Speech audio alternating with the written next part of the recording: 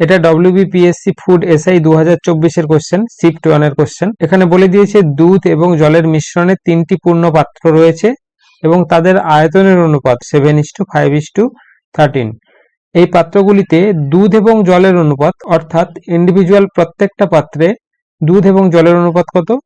2:3, 47:53, 9:11। এবারে কোশ্চেনে কি বলা আছে, এগুলিকে যদি একসাথে মিশিয়ে ফেলা হয় তাহলে নতুন যে মিশ্রণটা তৈরি হবে সেখানে দুধ ও জলের অনুপাত কত? এই প্রবলেমটা রেশিও মেথডে সলভ করব। কি বলে দিয়েছে, তিনটে পাত্রের নাম দিলাম A, B R C।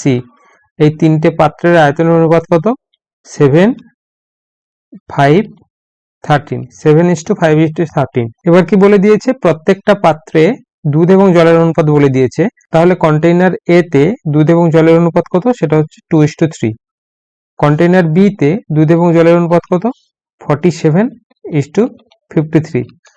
Container C তে দুধ এবং জলের অনুপাত কত? 9:11। অঙ্কটা বোঝার সাথে সাথে কিভাবে এটা লিখছি সেটাও ফলো করবে। আমি শুধু কন্টেইনার A টা ফার্স্টে কনসিডার করলাম। এবারে যদি কন্টেইনার A তে আমরা দুধের পরিমাণ বের করতে চাই তাহলে কি হবে? কন্টেইনার এর আয়তন সেটা হচ্ছে 7 ইন্টু দুধের আনুপাতিক ভাগার সেটা কত? 2 ডিভাইডেড বাই 2 + 3 5। অর্থাৎ এই যে মিল্ক আর ওয়াটার এটা মিলিয়ে টোটাল কত আছে? টোটাল এই দুটো মিলিয়ে আছে 5 ইউনিট।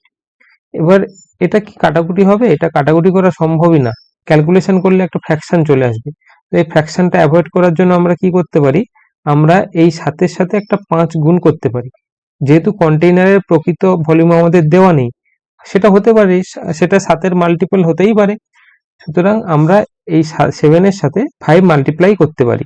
তেমনি ভাবে এখানে যদি 7 আমরা গুণ করি তাহলে প্রত্যেকটা যেহেতু রেশিও আকারে আছে A:B:C, তাহলে প্রত্যেকটার সাথেই আমাদের 5 গুণ করতে হবে।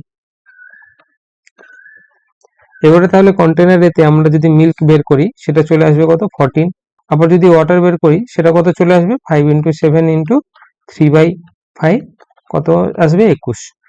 তাহলে এটা জাস্ট বোঝানোর জন্য বললাম যে এখানে কেন আমরা 5টা মাল্টিপ্লাই করব। তেমনি ভাবে এবারে সেকেন্ড কন্টেইনারে চলে যাই। সেকেন্ড কন্টেইনারের ক্ষেত্রেও সেম।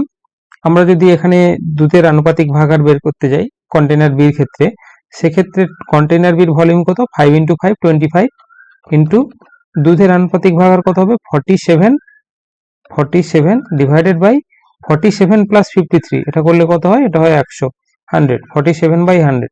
তো এটাও সেম জিনিস আসবে। যদি ক্যালকুলেশন করতে যাই আমরা, এটা ফ্র্যাকশন চলে আসছে। ফ্র্যাকশন অ্যাভয়েড করার জন্য আমরা কি করতে পারি? নিচে যেহেতু 100 আছে, উপরে 25কে 4 দিয়ে গুণ করলে এটা 100-র সাথে সমান হয়ে যায়। সুতরাং ফ্র্যাকশন আসার কোনো চান্স নেই। মিল্কের পরিমাণ হয়ে যাবে 47 ইউনিট। তেমনি ভাবে ওয়াটারও যদি বের করি সেটা চলে আসবে 53 ইউনিট। তাহলে আমাদের কি করতে হলো? এই যে ভলিউম আছে সেটাকে 4 দিয়ে মাল্টিপ্লাই করতে হলো। তাহলে বি কন্টেইনারের ভলিউমটাকে যদি আমরা 4 দিয়ে মাল্টিপ্লাই করি, তেমনি ভাবে ABC যেহেতু রেশিও আকারে আছে সবগুলোর সাথেই 4 দিয়ে মাল্টিপ্লাই করতে হবে।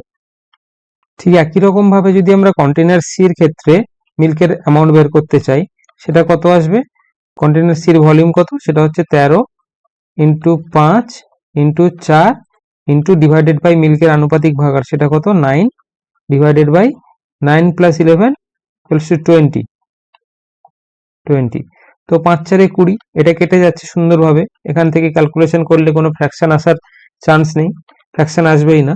তো সেক্ষেত্রে আমরা এখানে আর কোনো ব্যালেন্স করব না। আমাদের টার্গেট থাকবে প্রথমে বাঁদিক থেকে শুরু করব, ডান দিকে ব্যালেন্স করে করে যাব, যাতে কোনো ফ্র্যাকশন না আসে।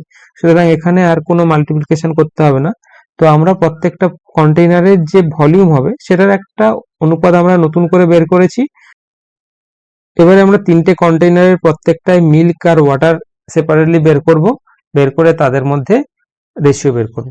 সেটা হচ্ছে যদি কন্টেইনার A কনসিডার করি, সেখানে মিল্কের পরিমাণ কত হবে?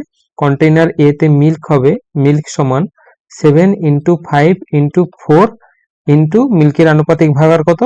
সেটা হচ্ছে 2 ডিভাইডেড বাই 5। তো 5টা কেটে যাবে, বাকি করে থাকবে কত? 7 × 4 × 2, অর্থাৎ 7×4 = 28, 2 = 56।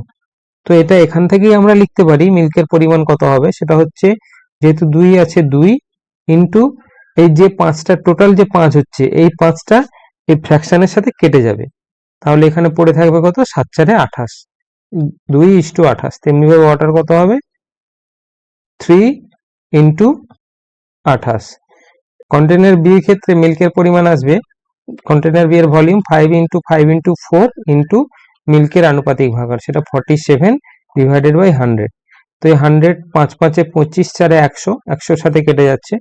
এই যে 100টা আছে, এই যেটা আমরা গুণ করে পাচ্ছি ভলিউম, এটা ভাগ করলে কত পাই, 1, 1×47 করলে কত আসে, 47, 1×47। এখানেও তেমনি হবে কত, 1×53। তেমনি ভাবে কন্টেইনার সির ক্ষেত্রে আমাদের টোটাল ভলিউম কত, 20, 5×4 কত আসে, 20, 20, তাহলে 20 আর 20 কেটে যাবে, বাকি কত পড়ে থাকবে, 13। তাহলে কন্টেইনার সি তে মিল্কের পরিমাণ হবে কত, 13×9, আর ওয়াটারের পরিমাণ হবে 13×11।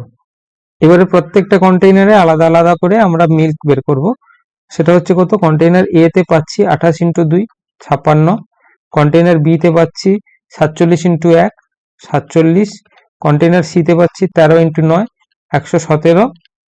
আর এবারে ওয়াটার কিরকম পাবো, জল পাবো, সেটা কন্টেইনার এ তে পাবো 28×3, 84। কন্টেইনার বি তে জল পাবো 53×1, 53। আর কন্টেইনার সি তে পাবো 13×11, 143। এবারে টোটাল করব,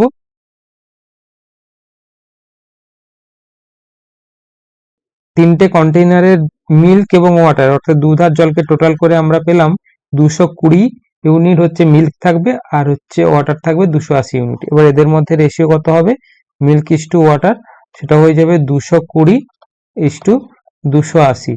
কাটাকুটি করলে কত থাকে, 11:14, অর্থাৎ 11:14। অপশন এ হয়ে যাবে উত্তর।